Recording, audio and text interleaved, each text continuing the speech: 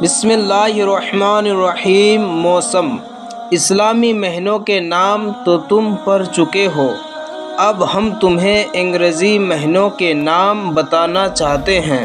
لو سنو، انگریزی مہینوں کے نام یہ ہے: جنوری، فروری، مارچ، اپریل، مئی، جون، جولائی، اگست، ستمبر، اکتوبر، نومبر، دسمبر۔ جس طرح اسلامی سال محرم سے شروع ہوتا ہے اور ذی الحجہ پر ختم ہو جاتا ہے، یوں ہی انگریزی سال جنوری سے شروع ہو کر دسمبر پر پورا ہو جاتا ہے۔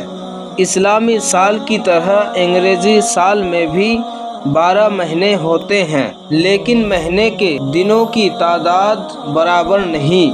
کوئی مہینہ 30 دن کا ہوتا ہے اور بعض مہینے 31 دن کے ہوتے ہیں۔ چنانچہ جنوری، مارچ، مئی، جولائی، اگست، اکتوبر، دسمبر 31 دن کے ہوتے ہیں اور اپریل، جون، ستمبر، نومبر 30 دن کے ہوتے ہیں۔ اور رہا فروری، تو وہ زیادہ تر 28 دن کا ہوتا ہے اور کبھی 29 دن کا بھی ہوتا ہے۔ ہمارے ملک میں سال کے اندر 3 موسم آتے ہیں: پہلا موسم جاڑے کا، دوسرا گرمی کا اور تیسرا برسات کا۔ کسی چیز کے لمبے زمانے کو موسم کہتے ہیں۔